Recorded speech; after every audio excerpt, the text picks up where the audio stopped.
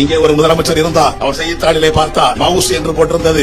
என்ன அது மவுஸ் எளிய ஐயா? இல்லையே, இது கம்ப்யூட்டர்ல உள்ள ஒரு முக்கியமான பகுதி, அதை வச்சு நகர்த்தினாதான் எல்லாமே இயங்கும் என்றார்கள். இந்த மவுசை எந்த நாடு அதிகமாக தயாரிக்கிறது? செய்தித்தாள் சொன்னது தைவான் என்ற ஒரு சின்னஞ்சிறு நாடு இவற்றை உருவாக்க முடியும் என்றால் அதை விட பெரியதல்லவா தமிழ்நாடு? நாம் ஏன் உருவாக்க முடியாது? எல்லா செயலாளர்களையும் கூப்பிடுங்கள் என்றார். கூப்பிட்டார்கள், எல்லாரும் வந்தார்கள். நாமும் கணினித்துறையில ஏதேனும் சாதிக்க வேண்டும், அதற்கான மென்பொருள் நிறுவனத்தை உருவாக்க வேண்டும் என்று சொல்லி எவ்வளவு செலவாகும் என்று கேட்டார். எல்லாரும் சேர்ந்து சொன்னார்கள் 10,000 கோடி.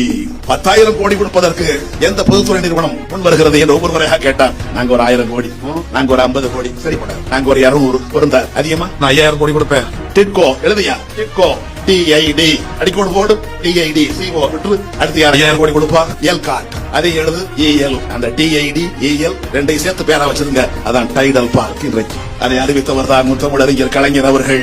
அந்த மென்பொருள் நிறுவனம் உருவானதனாலே தான் இன்றைக்கு உலகம் முழுவதும் எல்லா சமூகத்தைச் சேர்ந்தவர்களும் உயர்ந்த பொறுப்பில் இருக்கின்றார்கள். மென்பொருளுக்காக ஒரு கல்விக் கொள்கையை உருவாக்கியது இந்தியாவிலேயே முதன்முறையாய் தமிழ்நாடுதான். கணினி பாடத்தை மேல்நிலை வகுப்பிலே பாடத்திட்டத்தில் சேர்த்தது தமிழ்நாடுதான்.